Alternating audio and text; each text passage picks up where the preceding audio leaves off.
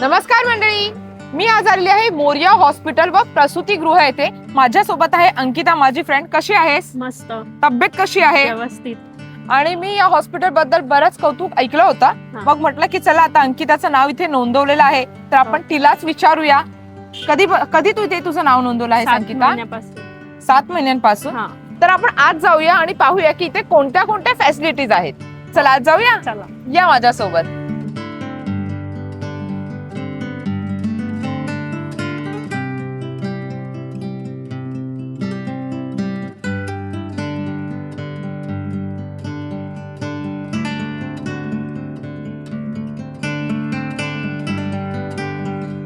नमस्कार, कसे आहात? मस्त. तुम्ही कशा आहात? मस्त, छान. तर हे आहे डॉक्टर हितेश नाईक. नमस्ते. डॉक्टर, मला असं विचारायचं आहे की आपल्याकडे कोणत्या कोणत्या फॅसिलिटीज आहेत? आता माझ्या बऱ्याच मैत्रिणी आहेत ज्या प्रेग्नेंट असतील, ज्यांना गायनिकला भेटायचं असतं, काहीतरी प्रश्न बरेच विचारायचे असतात. तर आपलं हे मोरिया हॉस्पिटल व प्रसूतीगृह हे पालघरमध्ये आपण सुरू केलेलं आहे. जुलै महिन्यापासून आपण ओपीडी चालू केले दोन्ही वेळेला, आणि आता 29 डिसेंबरपासून आपण ओपनिंग केलेलं हॉस्पिटलचं, आणि आता फुल फ्लेजमध्ये चालू आहे हॉस्पिटल. तर आपलं हे कम्प्लिटली मॅटर्निटी बेस आहे. 10 बेडचं हॉस्पिटल आहे जिथे स्त्रीरोग आणि प्रसूती या 2 गोष्टी आपण इथे पाहतो. अंकिताताई आपल्याकडे जुलैपासून येत आहात, त्यांना विचारू आपण कसं वाटतंय काय ते. तब्येत एकदम ठणठणीत? हो, व्यवस्थित. बाबू ठणठणीत का? हा, ठणठणीत आहे बाबूने पण ठणठणीत. रेग्युलर फॉलोअप असतो त्यांचा, आणि छान आहे, सगळं सांगितलेलं ऐकतात त्या. मला हॉस्पिटल पाहायला आवडेल. नक्कीच. आता तुम्ही आलेले आहात तर आपण हॉस्पिटल पहिले पाहूया. चालेल, थँक्यू. चला आपण हॉस्पिटल पाहूया. चला. तर हा आपला मोरिया हॉस्पिटलचा रिसेप्शन एरिया आहे, आणि वेटिंग रूम्स आहेत. इथे पेशंटसाठी बसण्यासाठी वेटिंग रूम आहे, आणि प्लस इथे आपली ओपीडी आहे, कन्सल्टेशन रूम आहे. ओपीडी 2 सेक्शन आहे इथे, जिथे आपण पुढे सोनोग्राफीज वगैरे चालू करणार आहोत. पुढे इथे पुढे आयपीडी सेक्शन आहे आपलं, जो आपण पाहूया आता. चला. तर ही आपली रिकव्हरी रूम आहे. इथे चेंजिंग रूम आहे, स्टाफना चेंज करण्यासाठी. डॉक्टर्स वेटिंग रूम आहे. इथे ऑपरेशन थिएटर आहे आपलं.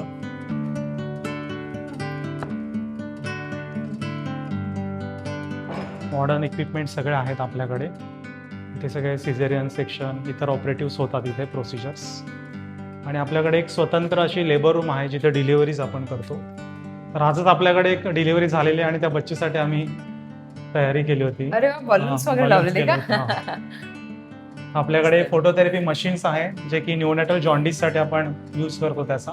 ही खूप महत्वाची असं मला तरी वाटतं, कारण की आता कारण डिलिव्हरी नंतर 50% बाण ही कावीळ होतेच मोस्टली, हो, आणि त्यासाठी मग लाईटची एक सोय करावी लागते. आणि ते आपल्याकडे इन हाऊस जे म्हणजे आपल्याकडे जे डिलिव्हरी होणार आहे त्या पेशंटसाठी एक चांगली सोय होईल. वॉर्मर पण आहे सुद्धा आपल्याकडे. डिलिव्हरी नंतर आपण जे बेसिक सुरुवातीला वॉर्मरमध्ये ठेवतो, म्हणजे हीट जनरेट होण्यासाठी, थोडं बेबी वॉर्म राहण्यासाठी, तर ते आपण इथे वॉर्मर आहे आपल्याकडे. हा रिकव्हरी बेड आहे. जसं डिलिव्हरी किंवा ऑपरेशन नंतर जेव्हा पेशंट आणतो आपण, तर लगेच वॉर्डमध्ये न शिफ्ट करता आपण थोडं त्याला ऑब्झर्व करतो इथे 15-20 मिनिटं, आणि तो स्टेबल असेल तर मग आपण त्याला आयपीडीमध्ये इंडोअरमध्ये शिफ्ट करतो. ओके.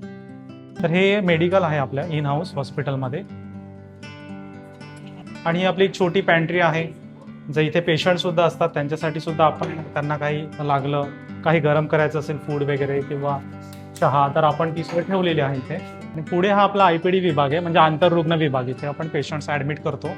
तर आपल्याकडे अशा बेसिक 6 रूम्स आहेत, ज्याच्यामध्ये एक डिलक्स रूम आहे, 2 ट्विन शेअरिंग आहेत, 2 स्पेशल आहेत, आणि 4 बेडचं जनरल रूम आहे.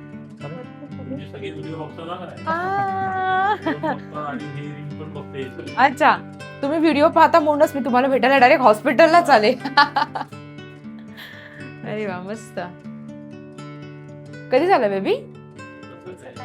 हा, येऊ काय गुड आहे. आजच सकाळी सिझेरियन झालेलं आहे यांचं, कारण हा. यांचं आधीचं पण सिझेरियन होतं, हा, त्याच्यामुळे सिझेरियन डिलिव्हरी झाली. सेकंड बेबी आहे. तर आपली ही डिलक्स रूम आहे. यामध्ये आपण बेसिक सगळ्या सोयी देण्याचा प्रयत्न केला, आणि फक्त एक रूम, हॉस्पिटलचं जी रूम असते त्या रूमपेक्षाही काहीतरी वेगळं दाखवण्याचं, किंवा पेशंटला एक असं घरचं, आपण घरी आहोत असं एक फील यावा, त्या पद्धतीने आपण बनवण्याचा एक प्रयत्न केलेला आहे. तर इथे आपला एक सोफा कम बेड ठेवलेला आहे आपण पेशंटसाठी, जे की 2 किंवा मिनिमम 2 पेशंट सहज, रिलेटिव्ह सहज झोपू शकतात त्याच्यावरती.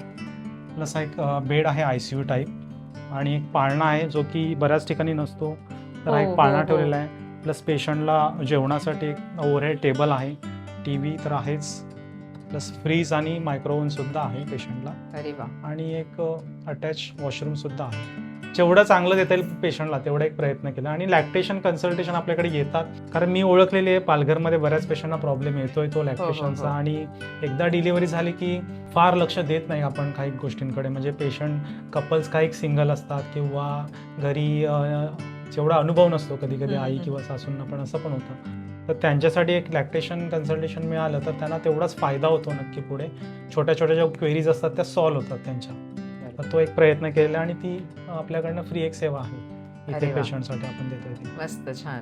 ही इमर्जन्सी एक्झिट आहे हॉस्पिटलची, जी हा. नेहमी क्लोजच असते, कारण हा आयपीडी आंतररुग्ण विभाग आहे, त्याच्यामुळे आपण बंद ठेवतो तो. प्लस फायरचं पण आपण काम करून घेतलेलं आहे हे सेफ्टीसाठी. खूपच जास्त महत्वाचं आहे. आणि ही ट्विन शेअरिंग रूम आहेत, म्हणजे इथे 2 पेशंट असतात. एक इथे पेशंटचा बेड आणि एक त्या बाजूला पेशंटचा बेड. आणि Okay. मध्ये जो आहे तो रिलेटिव्ह साठी आपण ठेवलेला आहे. म्हणजे पेशंट सोबत आलेल्या रिलेटिव्हला पण झोपायला एक जागा आहे पाहिजे थोडीशी. म्हणून. बरोबर. अटॅच वॉशरूम सुद्धा आहेत त्यामध्ये. ही सुद्धा एक ट्विन शेअरिंग रूम आहे, सेम त्या रूम अच्छा, प्रमाणे, सेमच आहे. रिलेटिव्ह साठी आणि पेशंट साठी. ही पण patient स्पेशल आहे. रूम आहे. हॅलो. कसं वाटतंय?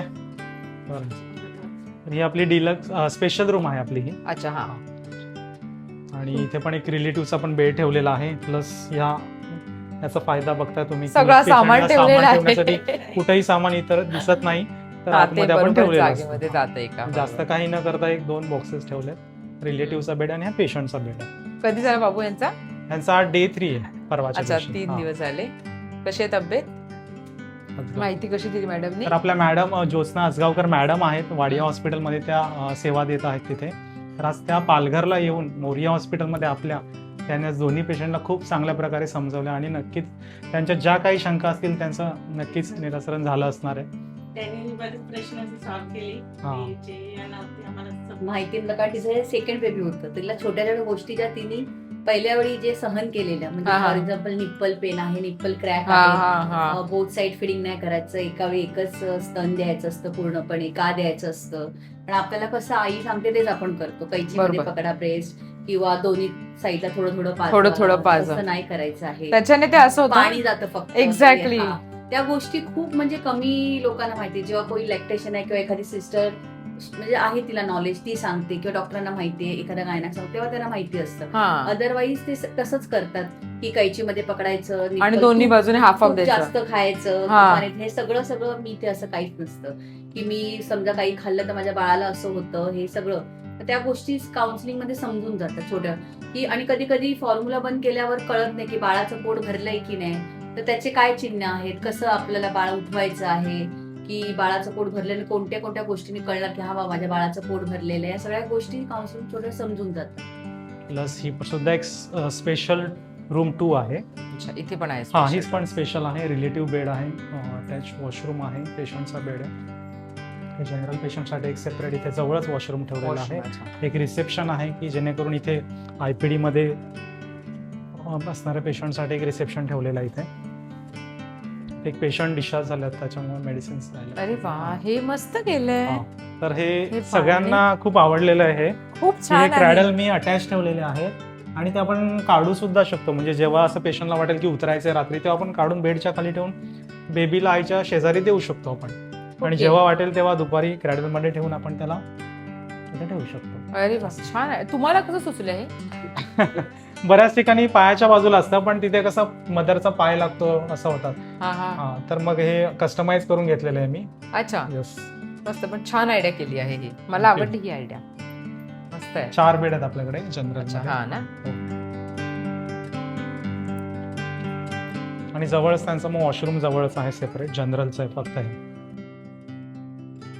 इथे जे पेशंट येतात त्यांना म्हणजे कुठून कुठून येतात?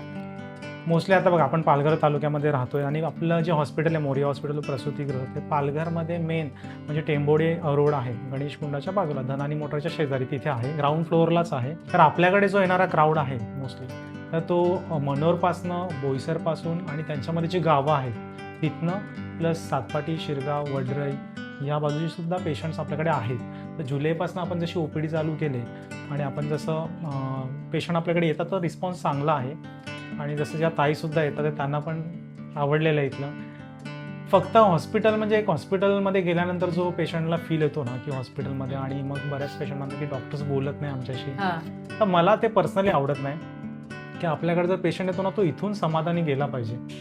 भले त्याला आपली ट्रीटमेंट आवडली असेल नसेल आवडली, पण आपण त्याला उत्तर देणं किंवा त्याला आपलं म्हणजे समाधानी झाला पाहिजे तो, बस एवढंच माझी एक अपेक्षा आहे. म्हणजे ॲज अ डॉक्टर म्हणून माझं ते कर्तव्य आहे की त्याचं समाधान झालं पाहिजे पेशंट. बरोबर. आपल्याकडे जो येणारा जे पेशंट वर्ग आहे तो नक्कीच म्हणजे गर्भवती महिलाच असणार आहे मोस्टली, किंवा गायनॅक जो प्रॉब्लेम असेल तो. महिलांचे काही तर पर्सनल प्रॉब्लेम्स असतील तर आणि आपल्या हॉस्पिटलची एक टॅगलाईनच आहे की हक्काचं माहेरघर. अच्छा, हक्काचं माहेरघर. वा. म्हणजे पेशंटला आल्यानंतर इथे एक फील झालं पाहिजे की डॉक्टर आपले आहेत, हॉस्पिटल एकदम Familiar घरच्यासारखं आहे वाटलं पाहिजे. आणि स्वच्छता आहे, चांगली सर्व्हिस आहेत, चांगले डॉक्टर्स आहेत, बस अजून पेशंटला काय हवंय, बरोबर आहे. है की नाही.